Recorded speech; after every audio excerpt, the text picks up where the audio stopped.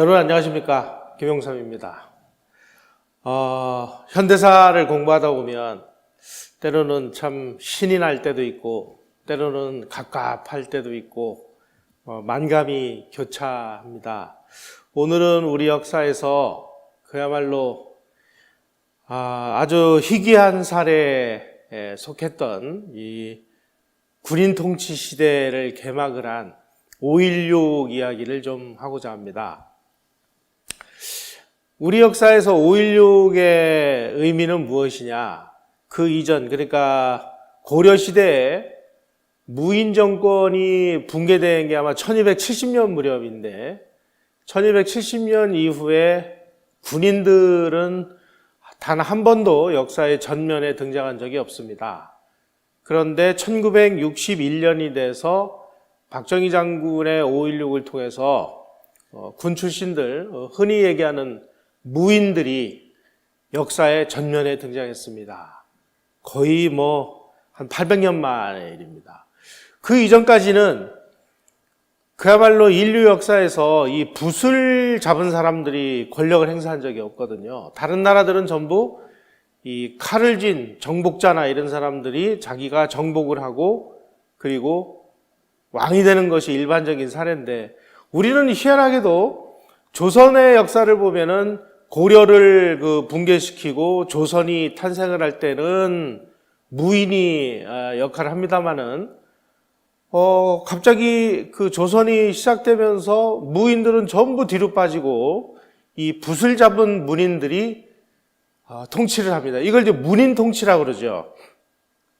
흔히 얘기하는 이제 붓잡이들이 칼잡이들을 찍어 누르고 권력을 행사한 그야말로 인류 역사상에서 참 특이한 사례인데 그 특이한 사례를 뒤집어 엎고 드디어 이제 그 총을 찬 군인들이 역사의 전면에 나서서 군인 통치를 시작한 것이 박정희 시대입니다. 그리고 박정희 통치 18년, 전두환 통치 7년, 노태우 통치 5년을 합치면 30년인데 그 30년은 우리 역사에서 지극히 예외 중에 예외에 속하는 군인 통치 시대였다. 바로 그 군인 통치의 그 예외 시대를 개막을 한 것이 박정희 장군의 5.16이다. 자, 그럼 5.16은 어떻게 진행이 됐느냐 하는 것을 오늘 주제를 가지고 말씀을 드리도록 하겠습니다. 여기 있는 분이 그 유명한 사무엘 헌팅턴이라는 사람입니다. 이분이 1951년에 맥아더 장군이 트루먼 대통령에게 해임되는 걸 보고 큰 충격을 받아가지고 이 군인이라는 건 뭐냐? 군이 역사의 그 정치에 참여하는 것의 의미는 무엇이냐 하는 것을 고민하다가 이분이 군의 정치 개입을 해서는 안 된다라고 하는 유명한 그 책을 썼습니다. 군인과 국가라는 책입니다. 이 군인과 국가라는 이 책에서 사무엘 헌팅턴은 뭐라고 얘기했느냐? 군이라는 것은 폭력 관리를 하는 전문직이다. 따라서 그 전문적인 지식은 가서 전투할 때나 써야지 정치를 해서는 안 된다 이렇게 주장을 했습니다. 군은 폭력 관리가 아닌 다른 분야에 참여해서는 안 된다라고 주장한 것이 사무엘 헌팅턴입니다. 이분이 그 반대를 한 건 뭐냐? 이 군의 전문성을 지탱하는 그 기둥이 군인 정신인데 이 군인 정신의 특징은 국가주의, 인간 본성에 대한 비관주의, 경계주의, 권위주의, 그리고 초보수주의 이런 거기 때문에 이게 민주주의하고는 아무 상관이 없다. 따라서 이 사람들이 정치를 하면 큰일 난다. 이렇게 경고를 했습니다. 하지만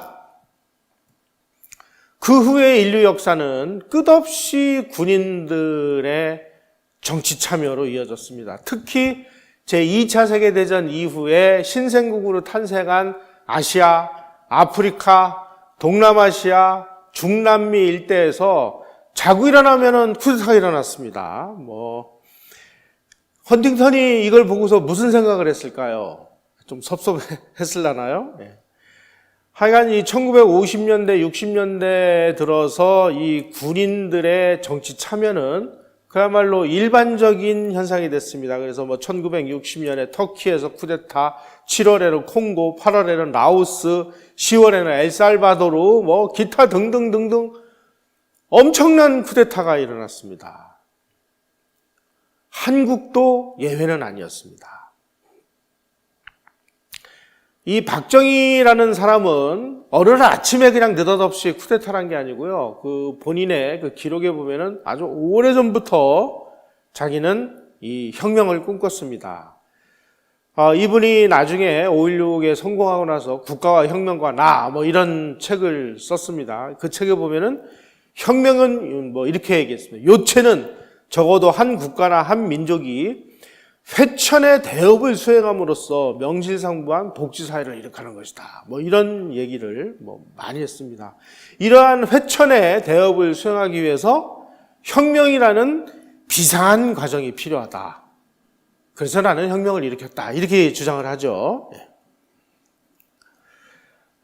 박정희 장군이 5.16을 성공시킬 수 있기까지는 군부내에서 자기를 지지하는 인맥들이 많이 있었습니다. 이분을 지지하는 인맥을 크게 나누면은 첫 번째로는 648기 그룹입니다. 요 648기는 박정희 장군이 여수순천 반란 사건에 연루돼서 군에서 이제 쫓겨나가지고 육군본부 정보국에서 문관 신분으로 있을 때 자기하고 같이 근무를 했던 그 그룹이 648기 그룹입니다. 바로 그때 이 648기에서 자기의 처조카인 그 박영옥과 결혼을 하는 김종필 씨가 648기고, 그래서 김종필 씨를 필두로 해서 648기 그룹이 박정희 장군을 지지를 했습니다. 또 한 그룹은 645기 그룹입니다. 이 645기 그룹은 특히 그 서북 청년단들이 많이 들어가가지고 이 반공정신이 아주 투철하기로 유명한 그 그룹인데, 이 645기는 박정희 그 당시 소령이죠. 박정희 소령이 육사 교과를 하면서 본인이 직접 가르친 제자 그룹들입니다. 실제로 5.16이 벌어졌을 때 병력을 동원한 그룹은 바로 요 645기 그룹이 병력을 동원했습니다. 세 번째로는 박정희 장군이 이게 포병사령관 출신이거든요. 그래서 이제 포병 그룹에서 박정희 장군을 지지를 했습니다. 네 번째로는 만주 군관학교, 그리고 일본 육사를 나와서, 그리고 박정희 장군은 특히 이 사관학교 세 군데를 나왔죠. 만주에서 나왔고, 일본에서 나왔고, 또 해방이 된 후에 이 육군사관학교의 전신인 조선경비사관학교를 나왔는데, 조선경비사관학교 동기그룹, 만주군관학교 출신, 일본 육사 출신, 이런 사람들이 박정희를 지지했습니다. 자, 그러면 이분들은 왜 박정희라는 사람을 지지했을까요? 그 이유는 세 가지로 분류가 됩니다. 첫째는 박정희라는 사람이 아주 훌륭한 군인이자 아주 훌륭한 타의 모범이 되는 지간이었기 때문이다. 두 번째로는 박정희가 한국군에서 최고의 인맥을 확보할 수 있는 엘리트 중에 엘리트였기 때문입니다. 박정희 장군은 나중에 이 그 보병에서 포병으로 전과를 하면서 미국 유학을 다녀옵니다. 따라서 어떤 면에서 보면은 이 사관학교, 그러니까 군 전문 엘리트 교육을 만주에서 받았고, 일본에서 받았고, 한국에서 받았고, 미국에서도 받은, 그야말로 진짜 엘리트 중에 진짜 엘리트는 바로 박정희였다. 그리고 세 번째는 무엇보다도 이 사람이 부패하지 않고 청렴결백했기 때문이다. 이렇게들 이야기를 하고 있습니다. 카리스마가 좀 넘치죠? 이렇게 선글라스를 끼고. 1960년에 그 4.19가 일어나서 4.19의 여파로 1공화국이 붕괴가 되고 민주당 정권이 출범을 해서 그 당시에 이 대통령제 하에서 대통령이 전권을 행사하고 있으니까 이런 그 독재가 일어나고 그러니까 안 되겠다. 시스템을 바꾸자. 그래가지고 의원 내각제를 도입을 했는데, 알고 보니까 의원 내각제가 됐든 대통령제가 됐든 이게 민주주의가 잘 안 되는 거예요. 왜 민주주의가 안 되는지를 이때까지만 해도 몰랐습니다. 나중에 약 20년 정도가 흐른 후에 로버트 다hl 같은 사람이 민주주의가 왜 이렇게 실패를 하는가를 연구를 해보니까 첫째, 1인당 4,000불에서 7,000불 정도의 산업적 기반이 만들어져야 민주주의가 제대로 된다. 둘째, 탄탄한 중산층이 형성돼야 된다. 셋째, 그 중산층들이 민주주의라는 것을 정상적으로 작동시키기 위한 민주시민교육이라는 것이 필요하다. 이 세 가지가 있어야 서구식 민주주의는 정상적으로 작동된다라고 얘기를 했는데 1960년대 한국의 1인당 국민소득은 얼마였느냐? 1961년 통계에 의하면 1인당 82불이었습니다. 이러니 무슨 민주주의가 제대로 되겠어요. 지금 사람들이 뭐 밥을 못 먹어가지고 굶어 죽고 있는데 무슨 투표권이 뭐가 중요합니까? 일단 굶는 사람 밥부터 먹여서 살려놔야지. 이렇게 민주주의가 안 된 거예요. 그럼에도 불구하고 그 당시에 이 지도자들은 야, 이거 대통령제가 문제가 있나 보다. 그리고 대통령제 때려치고 의원내각제를 도입을 했는데 하고 보니까 더 엉망진창이 된 거예요.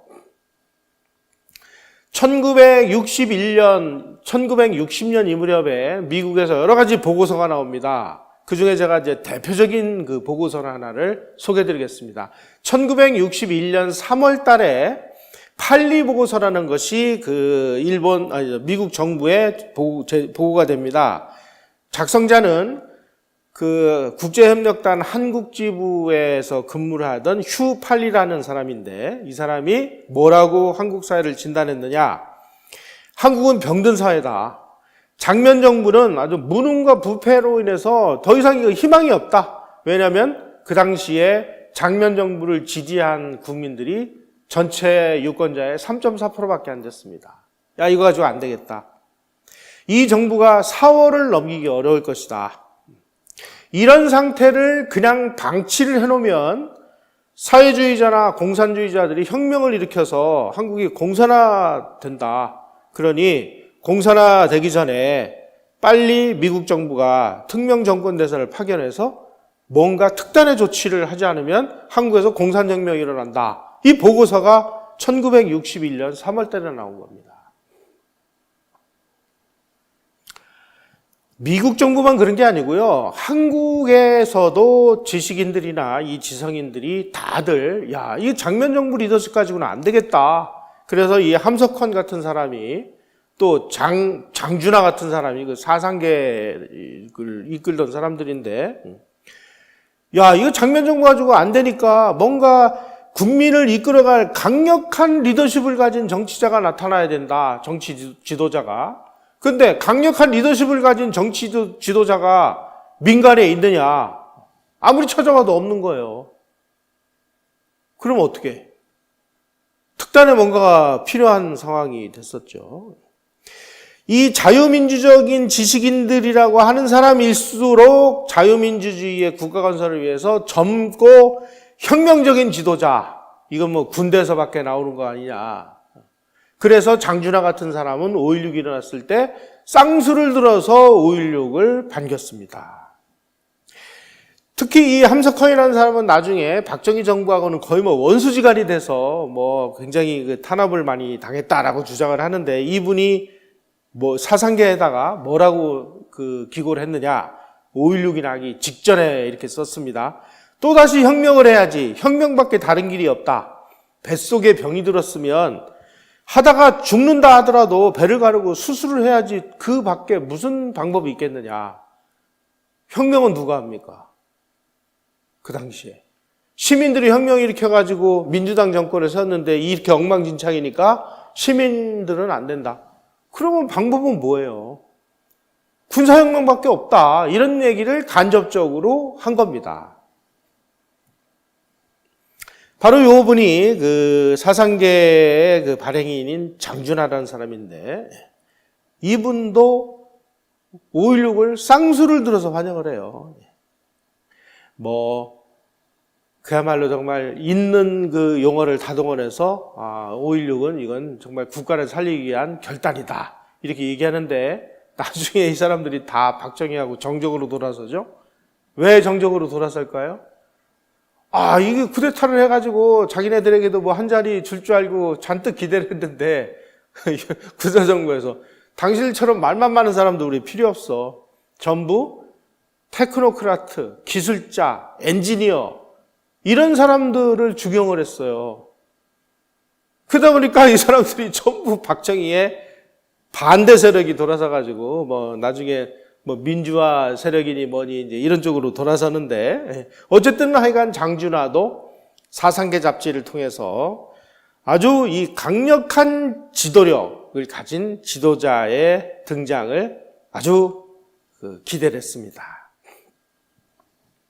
자, 그러면 여기서 박정희라는 사람이 왜 쿠데타를 했을까? 아니, 차라리 군복을 벗고 민간 정당을 하나 만들어서 정치에 참여를 해서 선거를 통해서 집권하면은 꼭 깨끗했을 거 아니냐.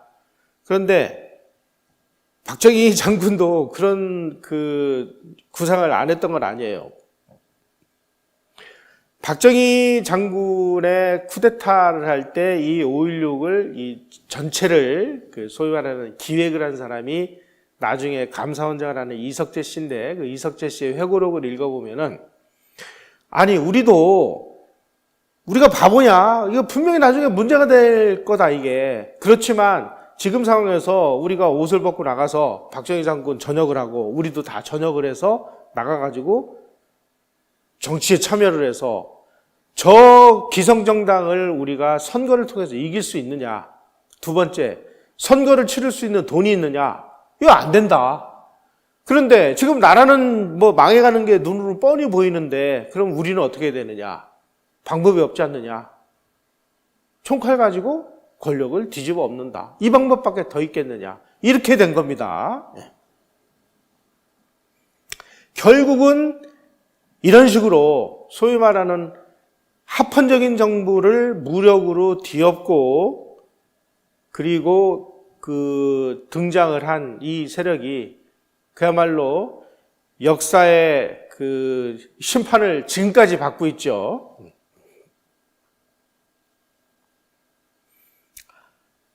자, 박정희 장군은 본인도 이제 무력을 통한 정권 탈취 외에는 대안이 없다는 사실을 본인도 알고 있었어요. 그래서 이제 자기가 혁명 장교들을 불러놓고 이렇게 얘기를 합니다. 우리는 지금 정권이 탐나서 걸기를 하려는 게 아니다. 우리의 목표는 나라의 근본을 개혁하고 이 썩어빠진 병폐를 뜯어고치기 위해서 일어서는 거다. 그런데 그렇게 우리가 뭔들 한들 이게 혁명이면 어떻고 쿠데타는 어떠냐. 그동안의 정권이 해내지 못한 국가 발전을 달성하면 우리의 역할에 대한 평가는 후세의 역사가들이 남겨줄 거다. 그러니까 우리는 간 거죠. 박정희 장군은 어쨌든 하여간 뭐 쿠데타라든지 혁명이라든지 이런 용어에는 전혀 관심이 없었습니다. 법치의 관점에서 볼 때 이 무력을 동원해가지고 합헌적인 정부를 뒤집어 엎고 정권을 찬탈하면 이거는 쿠데타입니다. 박정희의 5.16은 명백한 쿠데타예요.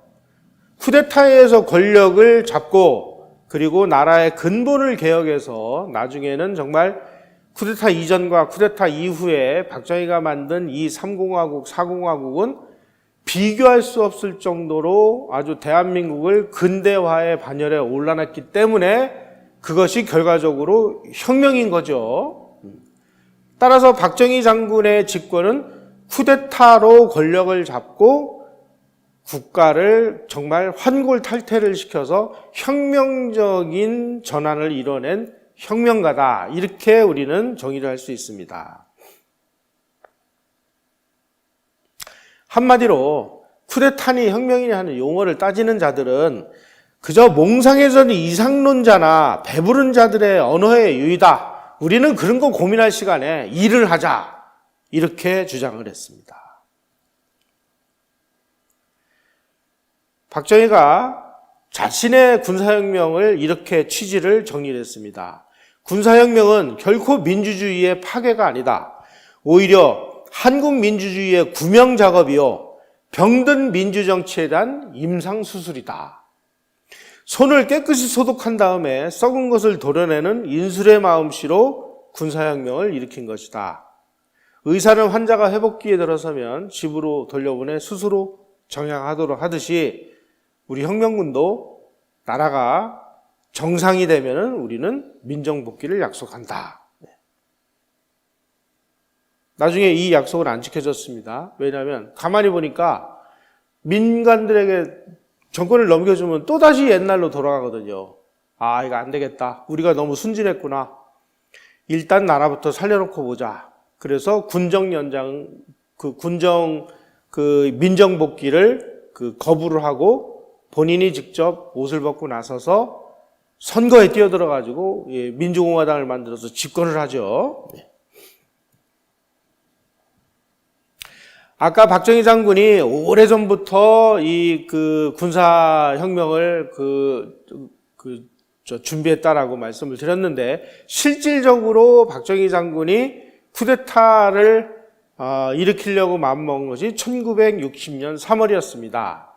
그때 박정희 장군은 본인이 군내에서의 위치가 육군 소장밖에 안 되고, 그리고 과거에 본인이 남로당에 가입한 그런 전력 이런 것 때문에 역사의 전면에 나서기는 상당히 부담스럽다고 판단을 했던 것 같습니다. 그래서 그 당시에 군내에서 신망을 가장 많이 얻고 있던 이종찬 장군에게 사람을 보내가서, 자, 지금 이 국가가 지금 아주 누란의 위기에 처해 있는데 이 민족을 구하는 데 있어서 이종찬 장군을 모시고 쿠데타를 하려고 하니 우리의 지도를 좀 들어주십시오. 그렇게 얘기를 하니까 이종찬 장군이 딱 거부를 합니다. 이종찬 장군은 어떤 생각이냐?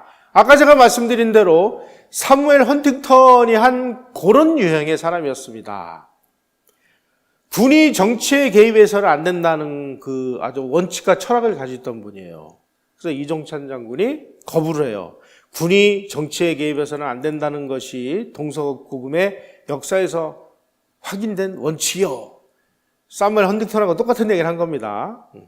이를 고수하고자 하는 나의 마음에는 지금도 변함이 없다. 그런데 지금 같은 이 혼란기에 군이 뭔가 역할을 해야 된다라고 당신이 생각을 하는 걸 보니 기특하다. 그러니 나는 당신이 나에게 쿠데타를 하자라고 하는 그 제안을 나는 그냥 없던 일로 하겠다 하고 침묵을 지킵니다.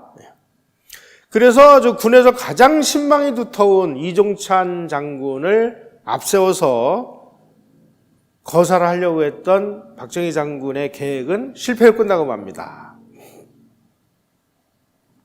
바로 이 무렵에 콜론 보고서라는 것이 또 등장을 합니다. 이 콜론 보고서의 저자가 스칼라피노라는 교수인데요. 이분입니다.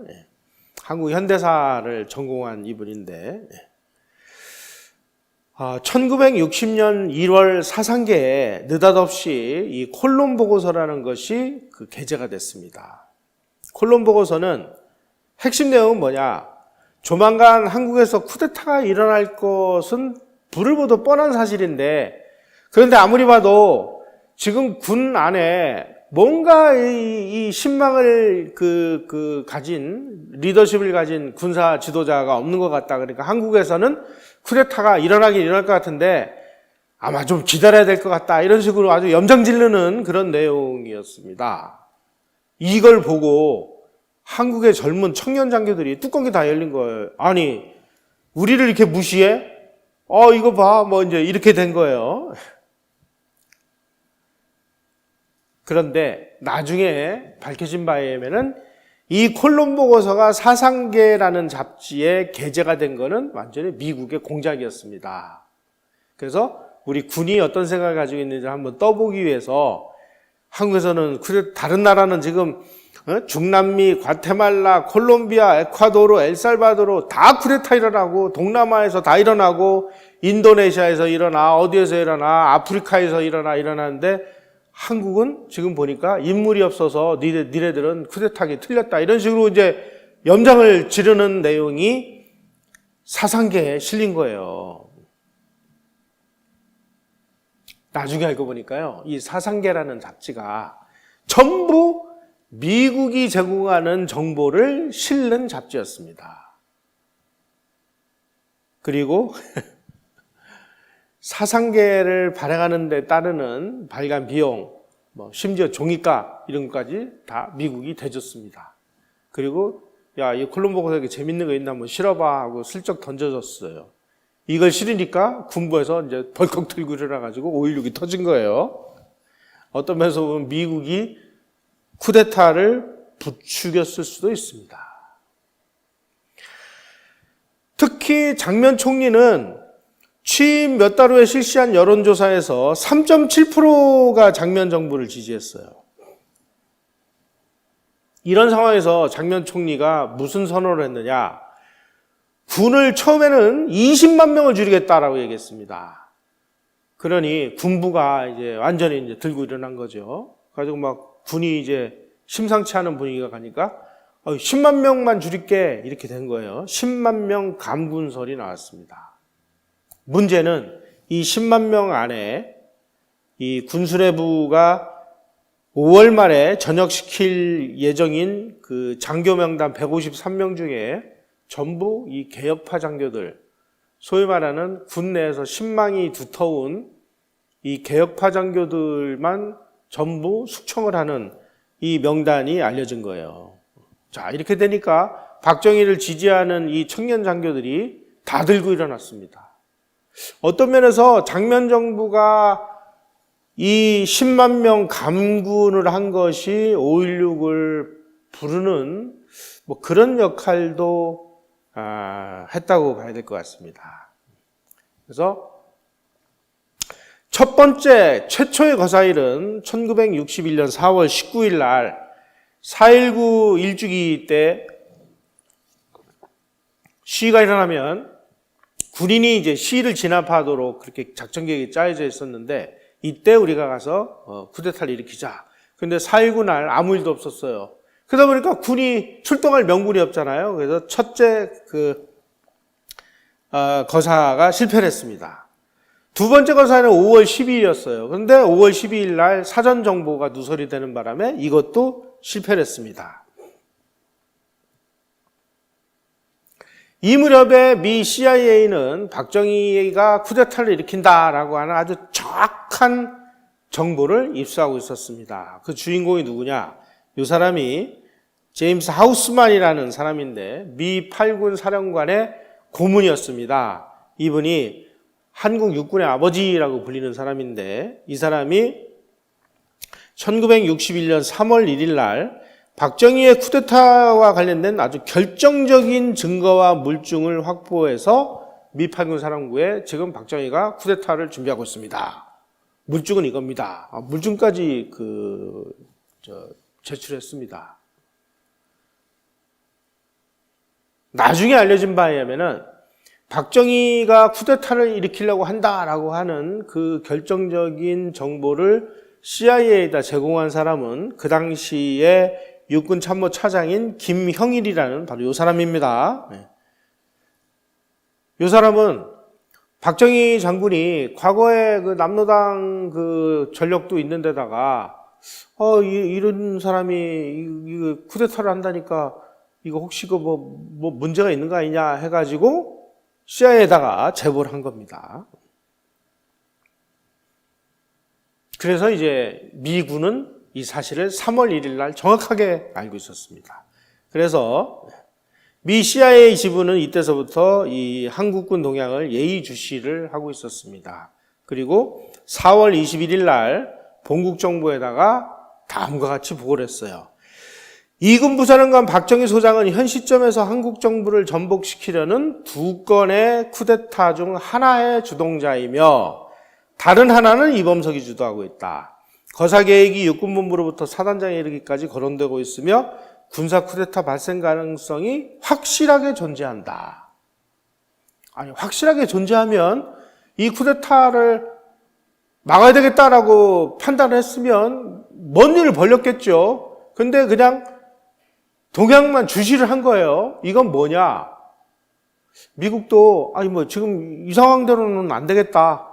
뭔가 군에서 뭔가 좀 일어나야 되는 거 아니야? 라고 지금 막 콜론 보고서를 통해서 막 부추기기도 하고.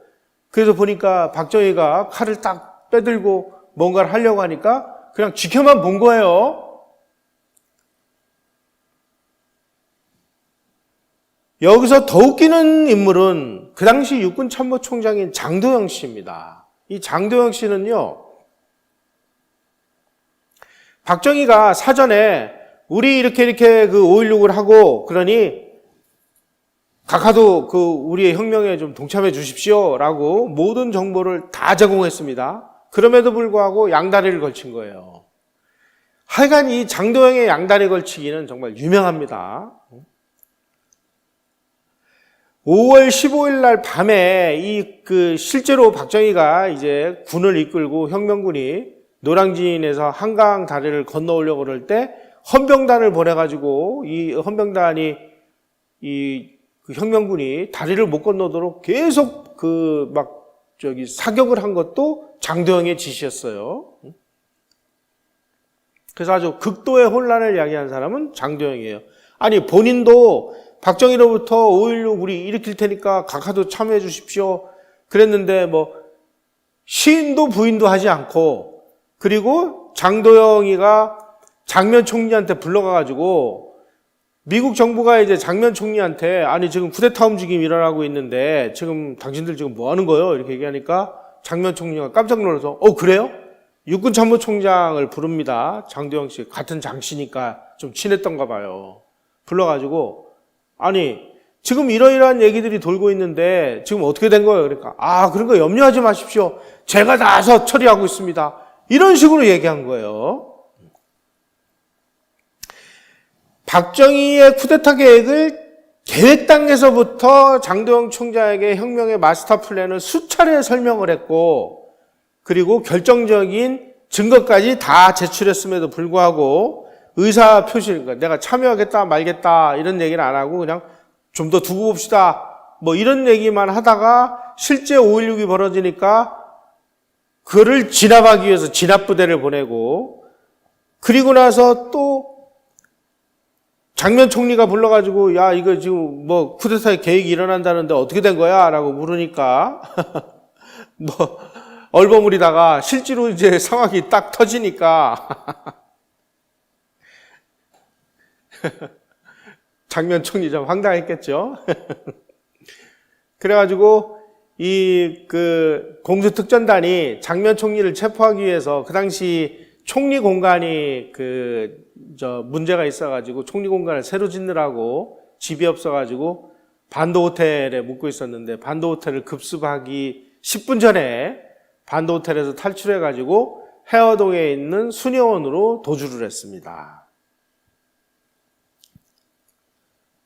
청와대에는 윤보선 대통령 혼자서만 버려진 채로 남아 있었습니다. 장도영 육군 참모총장이 윤보선 씨한테 새벽 4시에 전화를 걸어가지고 정부 관계들 모두 몸을 피했습니다. 대통령 각각에서도 신변의 안전에 유의 바랍니다. 이렇게 얘기하니까 그러면 대통령 보고 뭘 어떡하라는 얘기예요? 자기는 모든 계획을 다 알고 있으면서. 대통령은 청와대 관저에 혼자 버려진 거예요. 혼자. 그 윤보선 대통령은 이게 드디어 올 게 왔구나. 내가 어떻게 하면 좋지?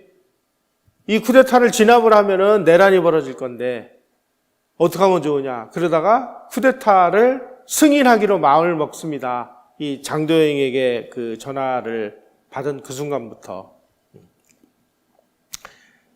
다시 말씀드리면 5.16은 그야말로 65만 대군 중에서 3,600명이 움직인 그야말로 엉성하기 짝이 없는 쿠데타였는데 이 3,600명을 못 막아가지고 허둥지둥 되다가 대통령은 청와대 홀로 버려지고 총리는 수녀원으로 도주하고 그러다 보니까 대통령하고 총리가 어떤 역할을 할 수 있는 아무런 보호를 받지 못한 상황이었습니다. 다시 말씀드리면 5.16의 성공은 제2공화국의 무능과 무책임 덕분이었다. 이렇게도 이야기할 수 있습니다.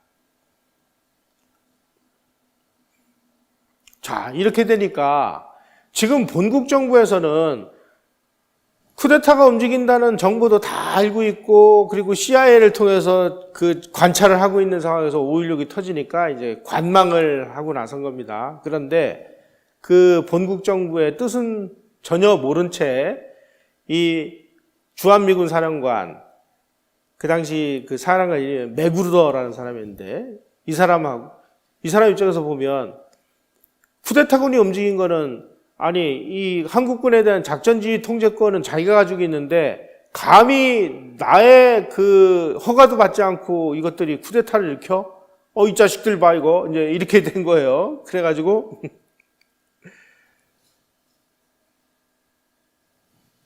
이 사람이, 그러니까 정말 이 맥그루던 사람이 이때서부터 정말 웃기는 짓을 많이 합니다. 그래서 이제 이 한국에서 쿠데타 발생한 사실이 미국 정부에 보고가 됐습니다. 그래가지고 그 안보 담당 특별 보좌관이 그 당시 대통령 케네디 대통령에게 지금 한국에서 쿠데타가 발생했습니다. 그랬더니 장도영 총리를 그 연결하시오. 근데 장도영 총리가 연결이 돼요. 수년으로 도망갔는데 연결이 안 됩니다. 그랬더니 케네디 대통령이 화가 나가지고 도대체 장면은 어디에 있는 거냐? 지금 쿠데타가 일어났는데 목숨을 걸고 막든지 아니면 뭐 어떻게 하든지 해야지 이 총리가 연락이 안 된다니 이거 말이나 되느냐 하고 아주 막 불같이 화를 냈다 이렇게 얘기를 해요. 이 상황에서 5월 16일 오전 10시 18분에 맥그루더 유엔군 사령관이 이제 자기의 그 허가도 없이 한국군이 제멋대로 서울을 점령하고 뭐 혁명을 일으켰다고 얘기하니까 꼭지가 돌아가지고 FKM 방송을 통해 가지고 나의 지휘계통에 있는 모든 군대가 장면 총리가 이끄는 합법적으로 인정된 한국 정부를 지지한다. 이렇게 성명을 발표했습니다. 또 비슷한 시각에 마샬 그린이라는 사람이 그 당시에 대사가 지금 본국 정부로 가고 대리대사로 있었던 사람이 이 사람이 마샬 그린인데, 이 사람도 본인은 미국이 한국 국민에 의한 헌법 절차에 따라 선출 수립된 한국 정부를 지지한다. 아니 주한미국 대사하고 미 8군 사령관이 장면 정부를 지지한다라고 성명을 발표한 거예요. 그래가지고 이제 이 난리가 난 거죠. 야, 5.16이 이제 성공할 건지 실패할 건지, 여차하면은 미군이 5.16 일으킨 그 쿠데타군을 진압할 수도 있는 상황이 된 겁니다. 그런데 진압을 하려면 장면 총리 아니면 윤보선 대통령의 요청이 있어야만 하는 거예요. 한국이 주권 국가이기 때문에.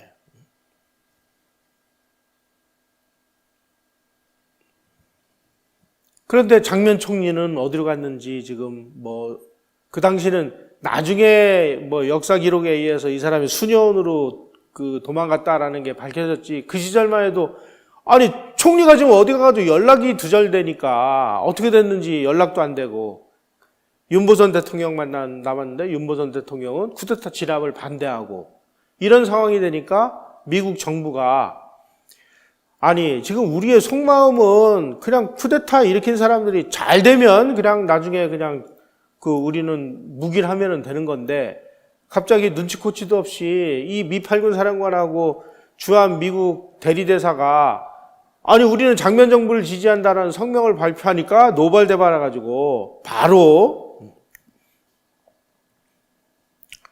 케네디 행정부에서 램리처 합참의장이라는 사람이 맥그루더 주한 미군 사령관한테 아주 준엄하게 질책을 합니다.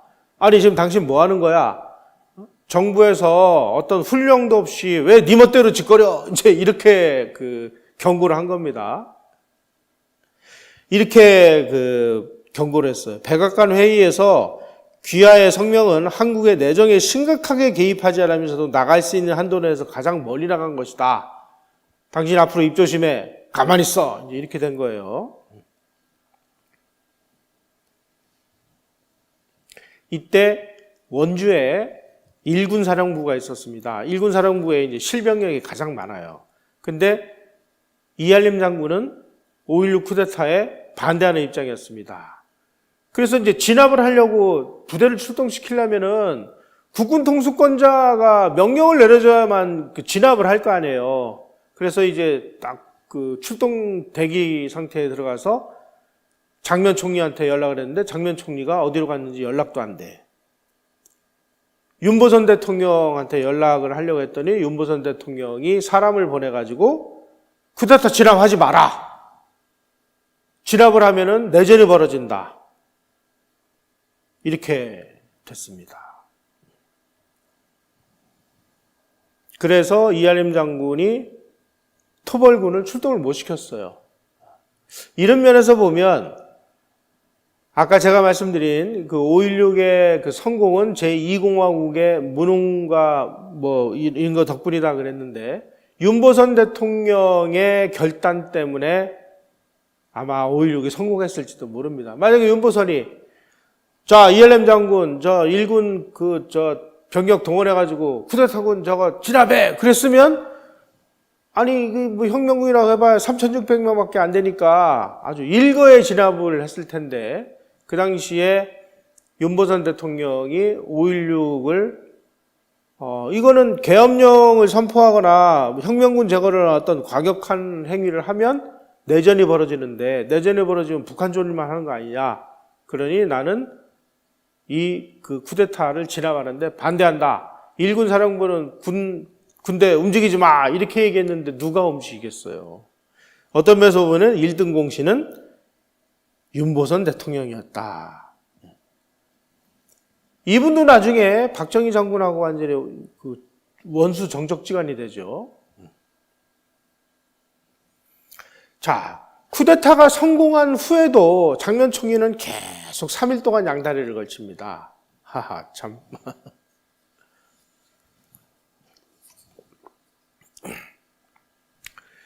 5.16의 지휘관이 박정희 장군이라는 얘기를 듣고 옛날에 남로당 그 당원이었으니까 혹시 뭐 우리가 뭔가 연결해도 뭐 있을 거 아니냐 그래가지고 또 북한 방송에서 일제히 남조선의 군사 쿠데타를 환영한다 이런 또 성명을 발표를 해요.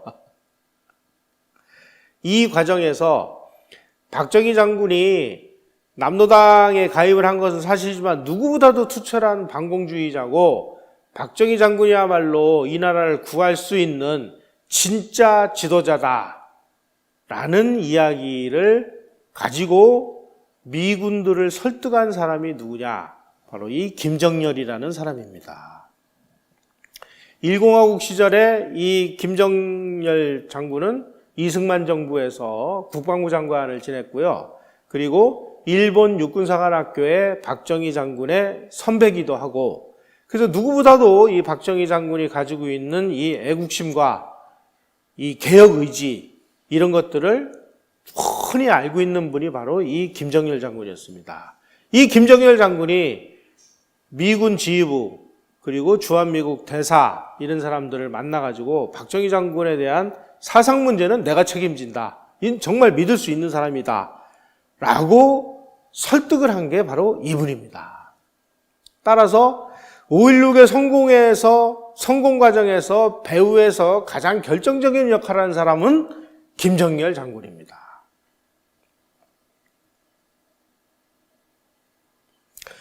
(5월 16일) 11시에 그 미국 대사 그리고 주한 미 8군 사령관 맥그루더 장군이 이제 그 윤보선 대통령을 찾아와서 우리 지금 작전지휘권을 무시하고 박정희 장군이 이 쿠데타군을 일으켜가지고 지금 이런 일이 벌어졌으니까 각하께서 우리에게 명령을 내려주시면 미군들이 그 쿠데타군을 진압을 하겠습니다. 라고 요청을 하니까 윤보선 그 대통령이 지금 상황에서 이 혁명군을 그 진압을 하면 내전이 벌어지는데 내전이 벌어지면은 북한이 무슨 일을 벌이는지 우리는 모른다. 따라서 나는 당신들이 쿠데타를 진압하는 것을 찬성할 수 없다. 또 거부를 합니다. 이거 보면은 윤보선 대통령이 5.16을 성공시키는 과정에서 했던 역할에 대해서 우리는 정말 역사적으로 인정을 해줘야 될 것 같습니다. 아군들 간의 유혈 사태를 막기 위해 나는 쿠데타의 진압을 승인할 수 없다. 라고 해서 미군은 이제 어쩔 수 없이 5.16을 승인하는 쪽으로 돌아섰습니다. 그리고 5월 18일 날 육군사관학교 생도들이 혁명 지지 시가 행진을 하고, 그리고 그 전날 5월 17일 날 이알림 장군이 박정희 장군에게 전화를 걸어가지고 너의 쿠데타를 내가 묵인한다. 그러니까 박정희가 고맙다. 이렇게 해서 이알림 장군이 체포가 돼서 서울로 압송이 되면서 5.16은 성공하게 됐습니다. 이알림 장군이 이렇게 반말로 얘기할 수 있었던 건 뭐냐? 박정희하고 만주군관학교 동기입니다. 그리고 일본 육군사관학교 동기입니다. 동기라서 굉장히 친했어요. 그런데 결국 박정희 장군의 5.16을 진압을 못하고 묵인하는 이런 상황이 됐습니다. 바로 이 사진이 5월 18일 날 그 오전에 육군사관 생도들이 5.16 혁명을 지지하는 시가행진을 벌이는 이런 장면입니다. 이때 이 육사 생도들을 누가 데리고 나왔느냐? 그 유명한 전두환 씨가 그 당시 육군 대위였었거든요.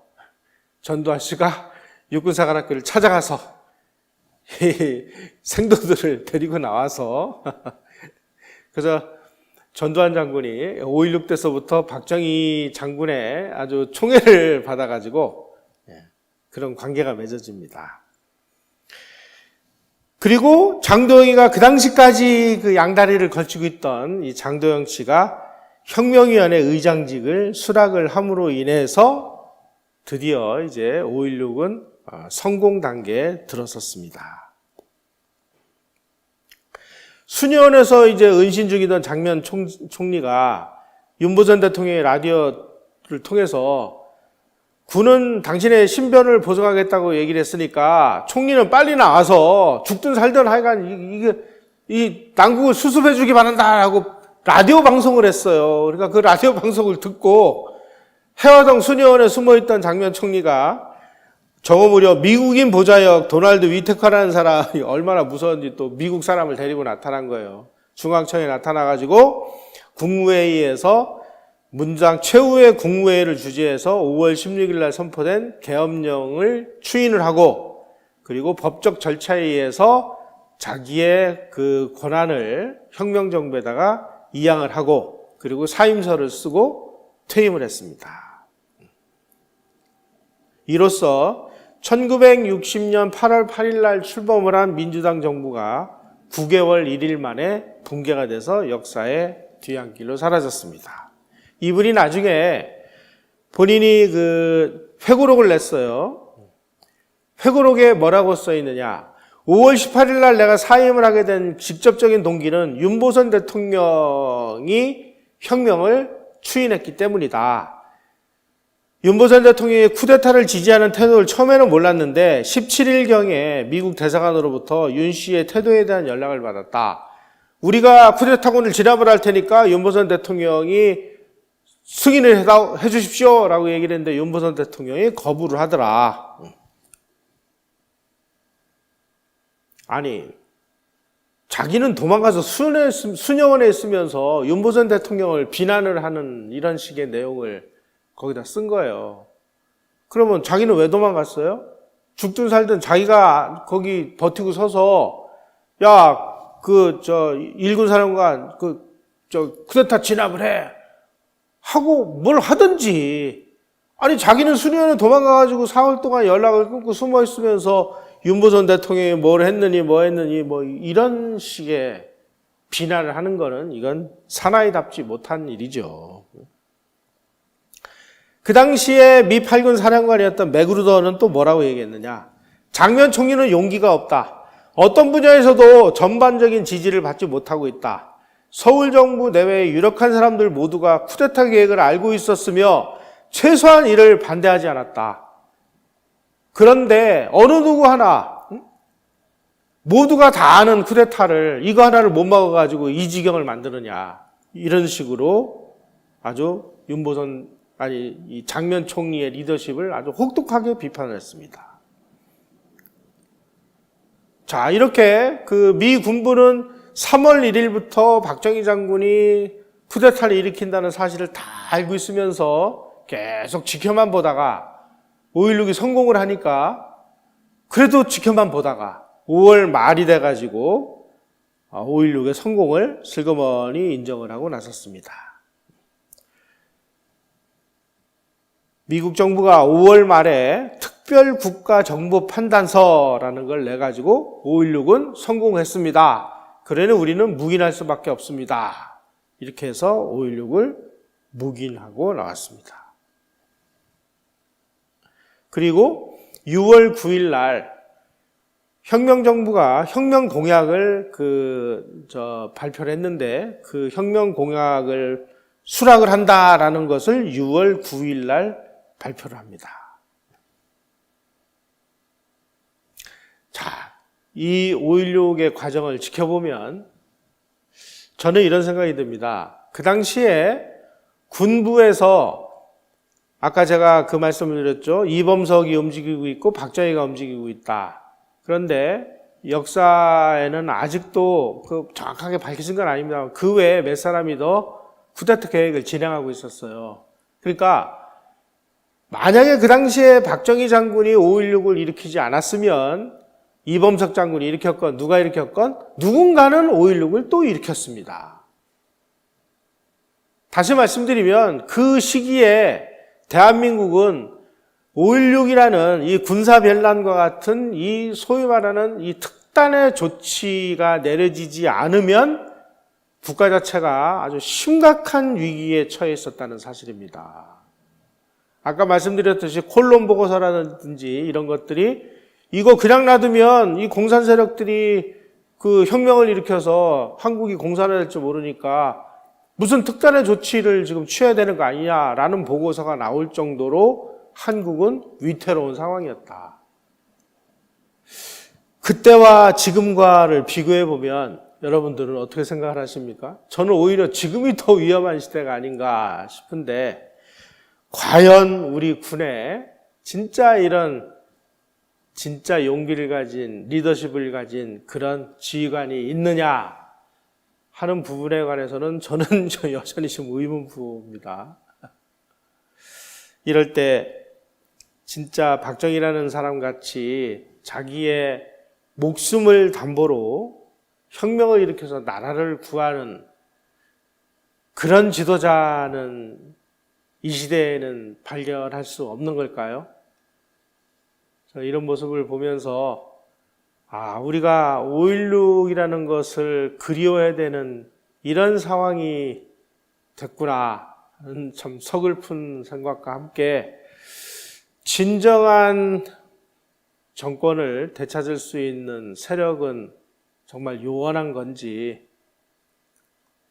어떤 면에서 보면 참 눈앞이 캄캄하기도 하고요. 암담하기도 하고 또 오후 되면 또 참담하기도 하고 그런 심정입니다. 여러분들은 어떤 심정이십니까? 저하고 비슷한 심정이 아닐까 하는 생각이 드는데 오늘 강의 이것으로 마치도록 하겠습니다. 고맙습니다.